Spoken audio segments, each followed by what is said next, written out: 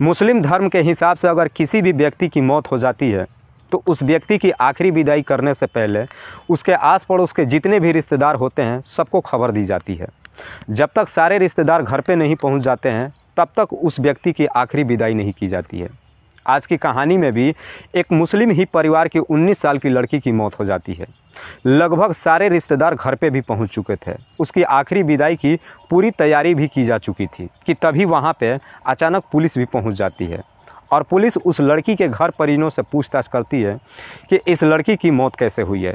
तो घर के परिजन कहते हैं कि साहब इसके पिछले कई दिनों से तबीयत ख़राब थी, हम इसका इलाज भी करवा रहे थे, लेकिन बदकिस्मती से रात में इसकी मौत हो गई। तो पुलिस वाले कहते हैं कि हमारे पास एक अज्ञात नंबर से कॉल आया था कि इस लड़की की नॉर्मल मौत नहीं हुई है बल्कि इसकी किसी ने हत्या करी है।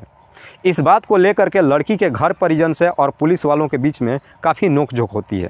तो पुलिस वाले कहते हैं कि अगर इस लड़की की नॉर्मल मौत हुई है तो हम इसकी जांच पड़ताल कराने के बाद इसे वापस कर देंगे। तो रिश्तेदारों ने घर के परिजनों को समझाते हुए कहा कि पुलिस वालों की बात मान लो।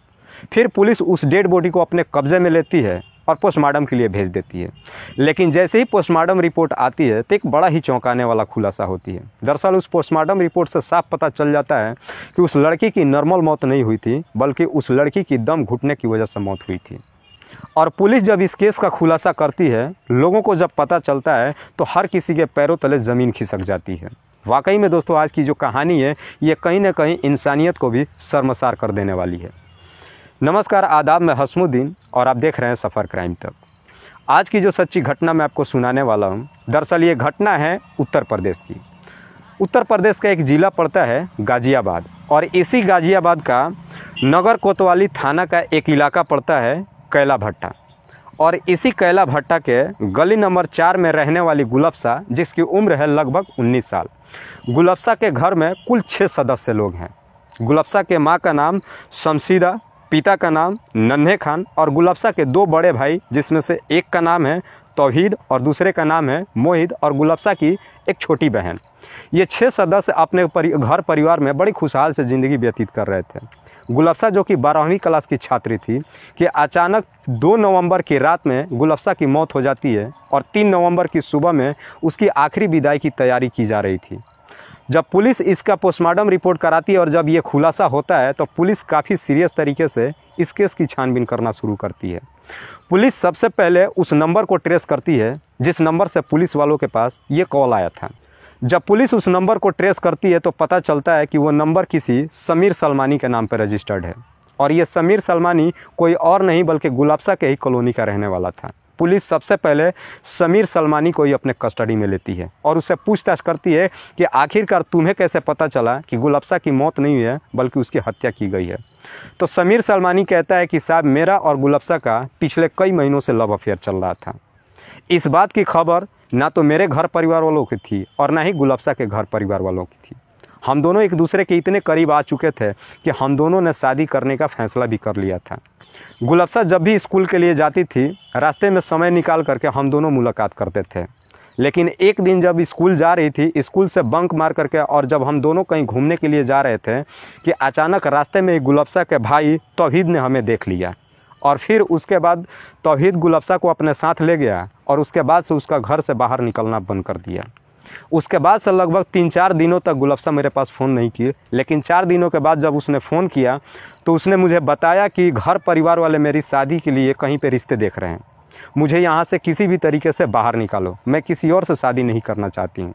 अगर किसी और से मेरी शादी हो गई तो मैं अपनी जान दे दूँगी। मैंने किसी भी तरीके से गुलफ्सा को समझाया कि मैं मौका मिलते ही तुम्हें वहाँ से बाहर निकाल लूँगा।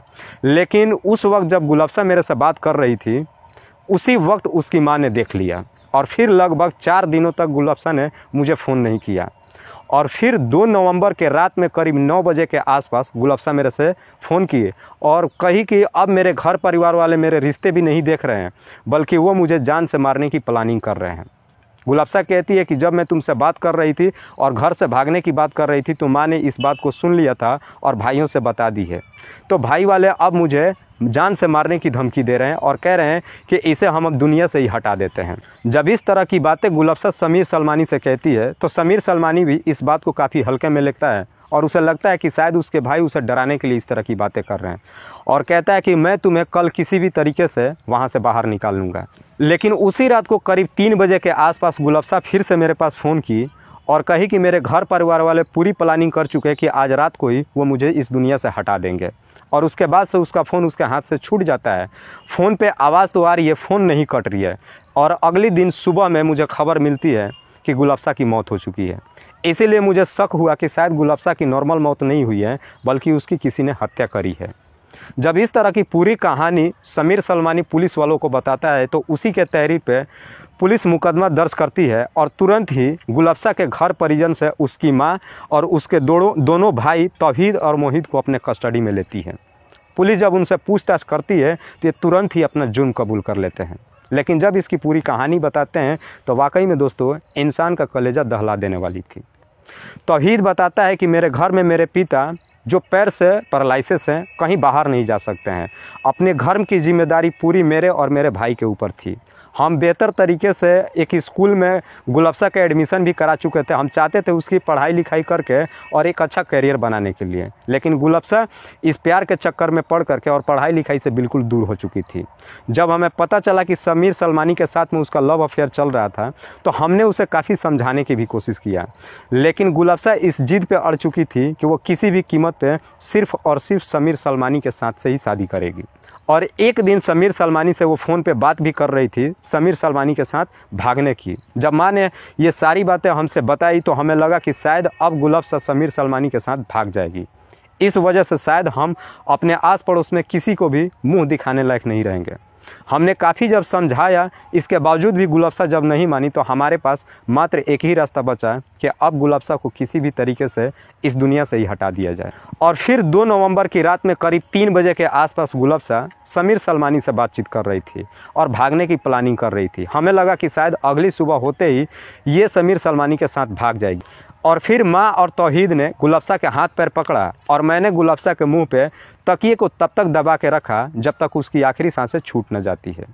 वाकई में दोस्तों जब ये पूरी कहानी पुलिस वालों को बताते हैं तो पुलिस भी उनके तरफ बड़ी ही अजीब नज़रों से देखते हुए कहती है कि ज़रा सोच के देखो कि तुम्हारी एक गलती की वजह से तुम्हारी बहन हमेशा हमेशा के लिए इस दुनिया को छोड़ कर चली गई और तुम तीनों को भी ज़िंदगी हमेशा के लिए बर्बाद हो गई। अब ज़रा सोचो कि तुम्हारे पैरालिसिस पिता का क्या होगा और तुम्हारी छोटी बहन की हाल क्या होगी। फिलहाल पुलिस ने इन तीनों आरोपियों को अपने कस्टडी में लेकर के इन पे गंभीर धाराओं में मुकदमा दर्ज करके जेल भेज दिया है। दोस्तों इस कहानी को सुनाने का उद्देश्य मुझे किसी को परेशान नहीं करना है, किसी को तकलीफ़ नहीं पहुंचाना है। बस आपको बताना है आप जहां भी रहें सुरक्षित रहें और अपनों का ख्याल रखें। तब तक के लिए जय हिंद, जय भारत।